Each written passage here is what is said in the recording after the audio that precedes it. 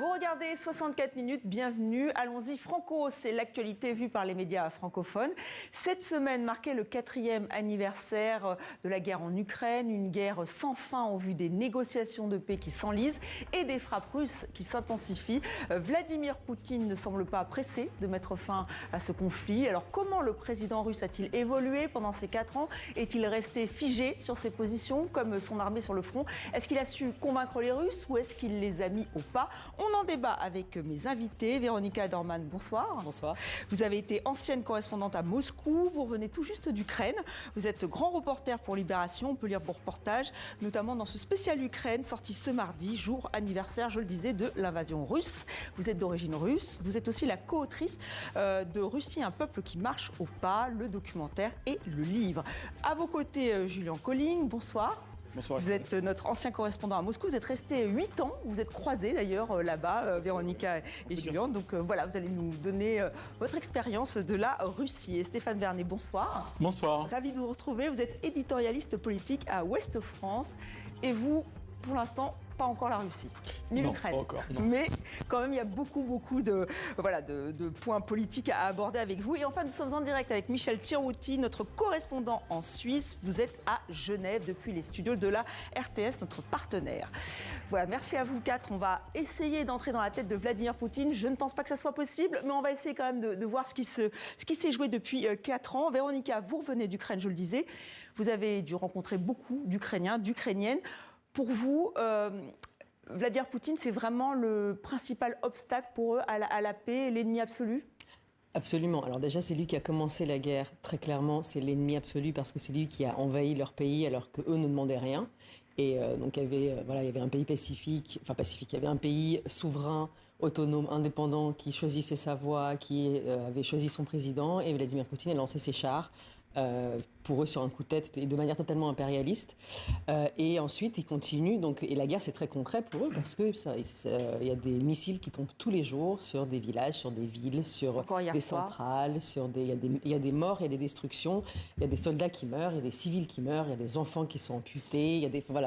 C'est une guerre très très réelle. Et Vladimir Poutine est celui qui refuse aujourd'hui, en fait, c'est lui qui est l'obstacle principal dans les négociations qui ont commencé, les Ukrainiens n'appellent même pas ça des négociations, mais parce que les conditions qu'ils continuent de poser sont impossibles à accepter pour l'Ukraine.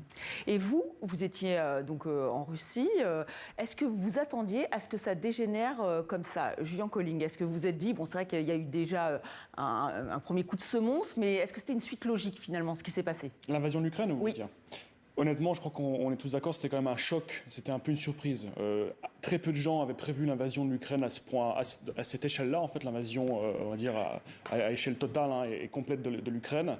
On savait qu'il y avait eu en 2021 beaucoup d'amassement de troupes russes près de la frontière ukrainienne.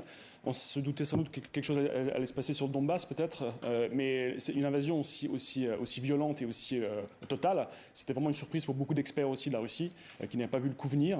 Et effectivement, alors on peut expliquer ça peut-être par aussi le fait que Poutine se soit un petit peu radicalisé en fait. Sur 2020, 2021, beaucoup d'informations de presse font état du fait que pendant le Covid notamment, il a été isolé assez longtemps. Et il s'est beaucoup gavé de livres d'histoire russe. Il a commencé à avoir peut-être une vision un peu plus messianique, un peu de son rôle dans l'histoire russe. Et il veut rester. Il a apparemment voulu laisser une marque en fait assez forte dans l'histoire russe, selon lui. Et peut-être qu'il s'est dit que la seule façon c'était d'envahir l'Ukraine. Mais ça en dit beaucoup sur sa psychologie aussi certainement. Alors justement, c'est ce qui nous intéresse dans Allons-y Franco. Stéphane Vernet, juste si vous aussi, si vous vous replacez 4 ans en arrière, la surprise, il y avait beaucoup d'hésitation, effectivement, on ne savait pas s'il allait attaquer ou pas. On pouvait s'y attendre, selon vous? Écoutez, souvenez-vous, à l'époque, on avait plusieurs politiciens français qui disaient que ça n'arriverait jamais, que c'était complètement fantasmé, que évidemment Vladimir Poutine n'allait pas envahir l'Ukraine. Et voilà, Vladimir Poutine a pris effectivement tout le monde de court et les a profondément démentis, en l'occurrence. Donc je suis d'accord avec le fait qu'à l'époque, il y a quand même une partie des observateurs qui ne s'attendaient pas du tout à ce type de mouvement, clairement. Et 4 ans plus tard, donc la guerre s'enlise, oui.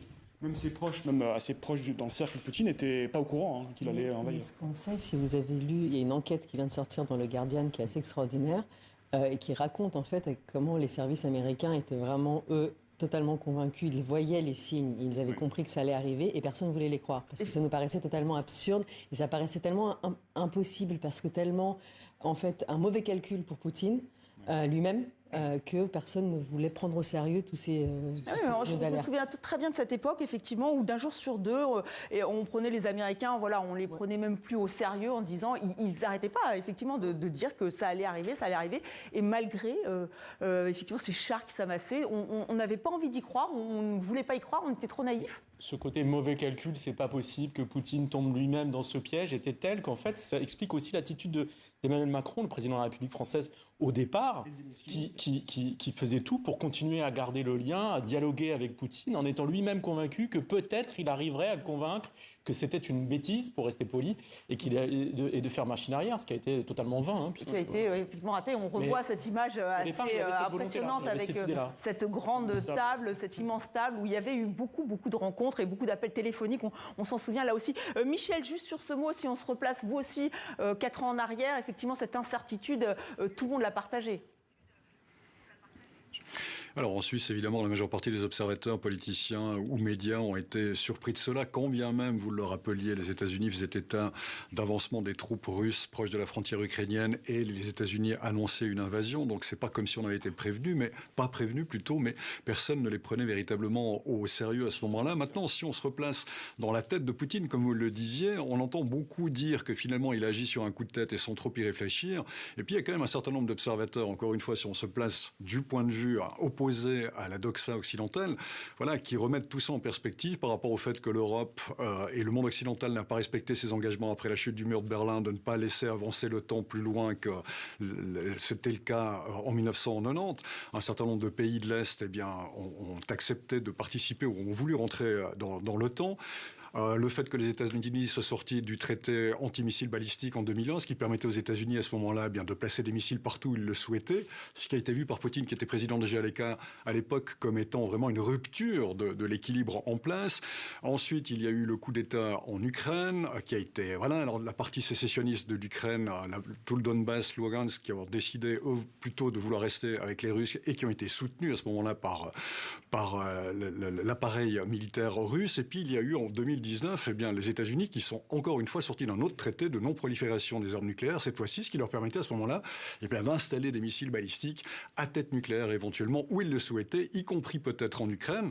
Et donc si on se place de ce point de vue-là et peut-être dans la tête de Vladimir Poutine, on se dit que il a flairé un danger pour lui qui était existant, réel ou pas, et qui l'a amené à agir comme il l'a fait. Alors on y reviendra dans quelques instants, mais on va écouter Vladimir Poutine.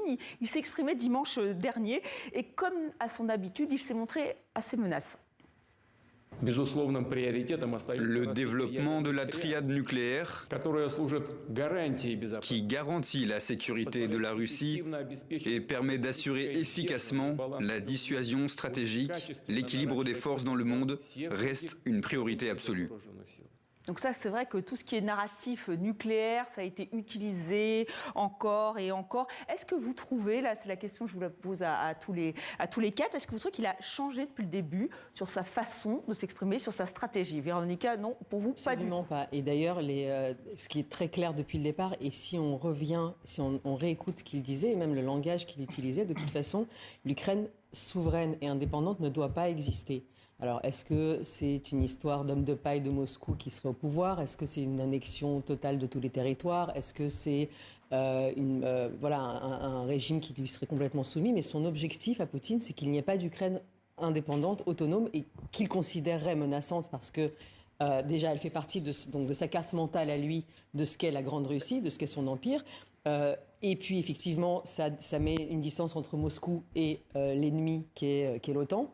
Une distance supplémentaire. Ce que disait Michel Thirotti, ou peut-être qu'il y a eu des indices comme quoi, en tout cas qu'il a très mal pris.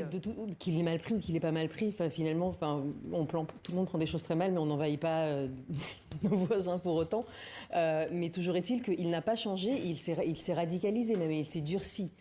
Il est allé... alors déjà, il y a quand même une dynamique dans la guerre où il pensait que ça allait être beaucoup plus simple, il pensait que ça allait aller beaucoup plus vite, il pensait que Kiev allait être pris en 3 jours, que les Ukrainiens n'allaient pas résister, il ne savait pas que les Ukrainiens allaient résister. Est-ce qu'il ne le savait pas ou ne voulait pas le savoir? Est-ce que c'était ses services de renseignement qui l'ont induit en erreur sans lui faire de rapport réel de remontée de terrain? Toujours est-il que ça ne s'est pas passé comme il l'avait prévu. Et alors que lui est convaincu que de toute façon, il est dans son bon droit, que cette guerre est juste de son point de vue, du point de vue de la Russie, que cette guerre est indispensable, existentielle pour la Russie. C'est sa rhétorique. Et donc, de toute façon, tant qu'il n'aura pas atteint les objectifs militaires, les objectifs, il ne va pas donc juste se contenter du Donbass, on est bien d'accord. Mais déjà, il ne s'en contente pas. Déjà, il veut le Donbass, il veut le Donbass qu'il a en partie, qu'il n'a même pas intégralement encore conquis, mais il veut aussi la région de Zaporizhia, la région de Kherson, qu'il n'a pas... Et si on vous suit, en fait, il veut toute l'Ukraine, et depuis le début, il veut ça. Mais bon, pour l'instant, ça a l'air compliqué pour lui il veut une négocier. Ukraine soumise, en tout cas. Et Julien, vous voulez réagir? Oui, c'est important de préciser qu'effectivement, Poutine est vraiment convaincu à 150% de sa mission et de son bon droit. C'est ça, il est extrêmement déterminé et il ne s'arrêtera pas, effectivement, sans doute au Donbass, en tout cas s'il peut le faire militairement. Et effectivement, je crois que c'est important de rappeler que pour lui, dans sa vision des choses, du monde, parce qu'on essaie de se mettre dans la tête de Poutine ce soir, c'est que lui, en fait, l'Ukraine n'existe pas réellement et qu'en fait, il ne se bat pas contre l'Ukraine actuellement. Il ne fait pas la guerre à l'Ukraine, mais il fait la guerre à l'OTAN et à l'Occident tout entier. Et c'est pour lui, l'Ukraine est uniquement une sorte de proxy un petit peu occidental, on pourrait dire, qui veut dans l'autre sens, qui veut dans l'autre sens détruire la Russie, envahir la Russie. C'est ce que aussi les pontes du régime russe répètent à longueur de journée, c'est que l'OTAN et l'Occident veut piller la Russie, les ressources minières, les ressources naturelles de la Russie et attaquer la Russie. Et donc eux, ils sont dans une espèce de logique complètement inversée. On se défend et notre ennemi, c'est pas l'Ukraine. L'Ukraine, c'est rien. En fait, c'est juste une espèce de province russe. Et on se bat réellement contre l'OTAN et contre l'Occident tout entier. Et effectivement, Dmitry Peskov, son porte-parole, le porte-parole du Kremlin, l'a rappelé encore aujourd'hui. On l'écoute. Pour le dire avec diplomatie, un environnement dangereux et des actions hostiles nous obligent certainement, au niveau de l'État de l'Union également, à rester toujours vigilants et à prendre les mesures nécessaires pour garantir la sécurité. Donc Stéphane Vernet, effectivement, est-ce que là c'est de la paranoïa ou bien effectivement pour les autorités russes? D'ailleurs, même un ancien chef d'état-major français l'a dit, la France est l'ennemi numéro 1 de la Russie. Alors la France, l'OTAN, l'Union européenne, vous, qu'en pensez-vous? En fait, c'est-à-dire que moi je pense qu'effectivement Vladimir Poutine reste parfaitement constant et n'a pas changé du tout de narratif, de discours, de récit. Tout ce qu'il a construit pour justifier en fait l'invasion de l'Ukraine tient toujours. Il ne change pas d'un iota. Sa problématique, c'est l'OTAN, c'est l'Occident. Il est dans une logique de conflit qui justifie son action. Par contre, je pense qu'il a radicalement changé sa manière de faire la guerre. Ça devait être une formalité, 3-4 jours. Ça fait 4 ans qu'il y est. En fait, c'est ce qui devait être une guerre éclair et vraiment une promenade de santé. C'est transformé en une guerre d'usure. Et donc, les stratégies militaires qui sont mises en œuvre sont plus du tout les mêmes. Et elles changent notre manière d'envisager la guerre. L'usage massif de drones sur le champ de bataille fait qu'on est en train de revoir en fait complètement notre façon de penser les conflits présents et futurs. Ça nous impacte aussi. Il y a l'usage de la chair à canon, la destruction massive d'infrastructures, notamment énergétiques, systématiques en hiver en Ukraine, etc. On parle de guerre hybride aujourd'hui. Donc, oui, avec ce drone, justement, un exemple qui vient d'arriver, avec ce drone qui a été brouillé, qui était aux abords du Charles de Gaulle, ça s'est passé en Suède. Ça, c'est typiquement... Alors, la Russie est soupçonnée, elle dit n'importe quoi, c'est ridicule. Mais est-ce que ça, c'est typiquement une méthode de pression psychologique sur les Européens? Ça pourrait être. Je pense que c'est clairement ça. Après, moi, je mets toujours un petit bémol au discours ambiant également qui assure que la Russie va attaquer un pays européen, par exemple, ou de l'OTAN ou de l'UE. Notamment les États baltes, mais ça toujours en avant. Moi, j'ai plus de mal à y croire parce que je pense que Poutine n'est pas non plus aussi idiot pour s'en prendre frontalement à un pays de l'OTAN et générer une réponse possible, alors que la Russie a beaucoup de mal aussi à faire plier l'Ukraine déjà. Mais effectivement, c'est une guerre psychologique, hybride, pression, et puis attiser aussi un peu les peurs. Pourquoi? Parce que ça attise aussi un peu les divisions vision politique dans les pays européens. On voit aussi que les débats là-dessus, sur le réarmement, sur la défense, les budgets sont très... alors que les gens payent beaucoup. La Hongrie, et puis après, ça tout est en train de bouger au niveau des soutiens, on y reviendra. On continue un peu ton idée. Il y a quand même... la Russie, elle, se considère en guerre contre nous. Alors, c'est pas une guerre traditionnelle, conventionnelle, où elle va envoyer des missiles, où elle va envahir, mais elle est en guerre contre l'Europe, c'est très clair. C'est les cyberattaques, c'est les tags qu'on retrouve sur les murs de Paris, c'est une guerre psychologique, c'est les drones. Donc c'est effectivement aussi une manière de diviser les sociétés européennes pour empêcher l'aide à l'Ukraine. Donc tout ça, c'est un ensemble, tout ça, ça va ensemble. Mais il n'est pas en guerre juste... la guerre est déjà là, et contre nous aussi, donc il ne faut pas non plus sous-estimer ça. Ça ne veut pas dire qu'il va nous envahir, ça ne veut pas dire même qu'il va envahir les pays baltes, donc là je suis d'accord avec les précautions, mais en revanche, considérer que pour l'instant ça ne nous regarde pas, et que tout ça, ça n'est que des petites escarmouches. Oui, alors justement ça, parce que parfois on reproche notamment en France au président français, notamment de mettre en place ce climat de peur par rapport à la Russie, de guerre. Est-ce qu'on va trop loin ou pas, Stéphane Vernet ? Alors moi, je ne pense pas du tout. Enfin, excusez-moi, mais qu'est-ce qu'on a dit en début d'émission qu'en 2022, les services secrets américains disaient attention, la Russie va envahir l'Ukraine, personne ne voulait y croire. Aujourd'hui, moi, je veux bien qu'on dise...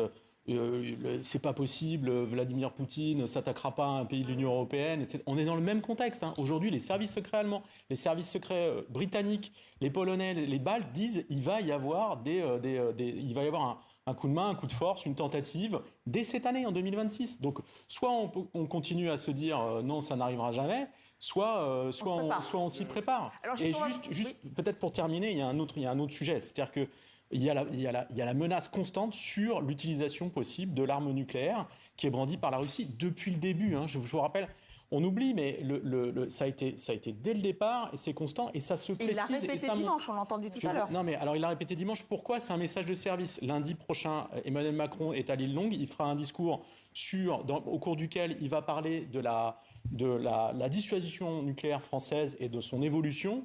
Et je pense que là, Vladimir Poutine, quand il remet une pièce dans la machine sur la menace nucléaire, c'est un message de service qui passe aux Français. Un petit coup de pression avant ce discours. Mais juste 2-3 choses. Dès avril 2022, c'est-à-dire juste au moment de l'invasion ukrainienne par les Russes, vous avez un essai de missile Sarmat qui est réussi par les Russes, c'est ce qu'on appelle le Satan 2. Et c'est un missile dont on nous dit, attention, c'est ce type de missile nucléaire est capable de détruire un pays grand comme la France en une seule attaque. Voilà.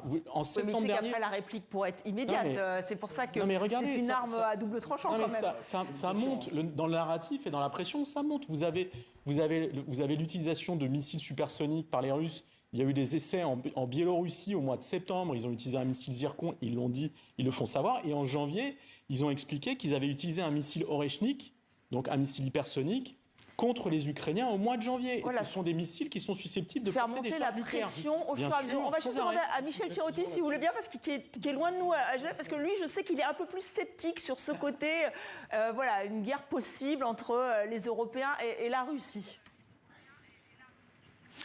Alors, je ne sais pas si je suis sceptique parce que je ne suis pas devin. Et un de mes mottos dans la vie, c'est le pire n'est jamais décevant. Donc, voilà, on ne sait pas ce qui peut se passer. Mais j'imagine que, comme on le disait en plateau tout à l'heure, Vladimir Poutine n'est quand même pas tout à fait un crétin. On peut être d'accord avec lui ou pas. S'il devait recourir à l'usage de l'arme nucléaire, c'est vraiment que ce serait la fin. Ce n'est pas pour gagner une guerre qu'on utilise l'arme nucléaire. C'est parce que tout est perdu à ce moment-là. Et puis, autant tout sacrifier. S'il décide d'attaquer un pays de l'OTAN, il est évident que les autres pays de l'OTAN vont devoir répondre. Donc ça veut dire que ça nous engage dans une guerre qui est générale, qui est généralisée, qui sera vraisemblablement mondiale, en tout cas à l'échelle de l'hémisphère nord. Et puis si l'usage de l'arme nucléaire est utilisé, là aussi, ça va amener forcément une réponse. Parce qu'il y a des moyens de contrer aujourd'hui par des missiles antibalistiques ces armes-là. Il y aura d'autres missiles qui seront tirés. Enfin, ça va être l'apocalypse. Donc si on en arrive là, c'est la fin. Et pour qu'on arrive à la fin, il faudrait vraiment que la Russie se sente acculée. Non, mais vraiment. Alors, sans aller jusqu'à l'échange de missiles nucléaires, on ne peut pas être dans la tête de Vladimir Poutine, mais ce qu'on a déjà vu en 4 ans, c'est que sa façon d'appréhender la guerre n'est pas la nôtre. Ça veut dire qu'il ne compte pas les hommes, il ne compte pas les armes. Cette guerre a profondément changé la Russie. Tu y étais il n'y a pas longtemps. tout le pays est sur le pied de guerre. Il a mis son économie. Mais il a le soutien. Alors ça, comment expliquer qu'il a le soutien? Elle soutient pas de manière aussi. Ça c'est encore un autre sujet. Mais toujours est-il que donc Vladimir Poutine a des méthodes que nous occidentaux qui ne sont ni dans nos doctrines, ni dans notre mentalité, ni dans notre manière d'évaluer la vie humaine ou les libertés d'un peuple. Donc on est dans ce dont on peut être sûr, c'est qu'il ne respectera pas les règles que nous, on respecterait ou qu'on pense qu'on respecterait. Et donc, ce qui est compliqué, parce qu'effectivement, on ne peut pas jauger, en tout cas, on ne peut pas se mettre dans sa tête pour anticiper. Alors, juste, je voudrais revenir, puisque le temps file quand même, sur une nouvelle donnée. Donald Trump qui est arrivé, les deux hommes qui se sont vus à Anchorage, ils ont un peu la même vision, presque, enfin, en tout cas, l'Empire, acquérir de nouveaux territoires, peut-être pas avec les mêmes méthodes, mais quand même, ça change la donne quand même avec Donald Trump, et peut-être en Europe, avec l'arrivée d'autres présidents en France ou ailleurs. C'est pour ça qu'aussi, effectivement, Poutine répète à longueur de journée, le régime russe tout entier, que l'ennemi maintenant, c'est plus les États-Unis comme traditionnellement, ou même sous Biden par exemple, c'est devenu vraiment l'Europe. Et c'est devenu un peu la bête noire, entre guillemets, russe. C'est vraiment l'Union européenne qui est vilipendée maintenant à longueur de journée sur les plateaux de télévision russes et parmi les voix du régime. Et effectivement, bizarrement, en fait, en l'espace de 1 an, depuis le retour de Trump au pouvoir, les États-Unis sont un petit peu à nouveau en odeur de sainteté en Russie, ce qui est vraiment curieux et assez contre-productif. Et pourtant, il change d'avis, Donald Trump. Parfois, il se fait menaçant, pas menaçant. Bon, c'est vrai qu'il est un peu plus menaçant avec Volodymyr Zelensky. Il n'a pas besoin de sauver l'Ukraine ou de Donald Trump. Il a des projets, il veut faire du business, il veut faire la paix pour avoir le prix Nobel de la paix.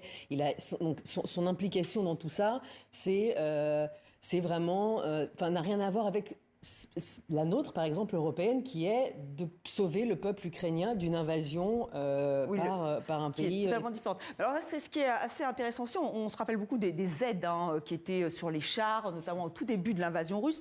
On les appelle, il y a les blogueurs Z.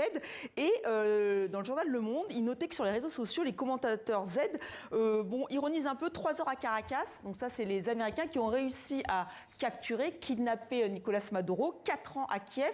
C'est quand même un peu un échec, là pour le coup, des Russes par rapport aux Américains. Ils ont plus réussi leur coup. Mais notamment sur le fait qu'il y avait un certain nombre de matériel militaire vendu par les Russes ou mis à disposition des Russes pour les Vénézuéliens, en fait, qui n'ont pas du tout été opérationnels et qui n'ont absolument pas empêché le raid américain. Donc il y a aussi... Ces théâtres de guerre ou d'affrontements indirects, ils servent aussi pas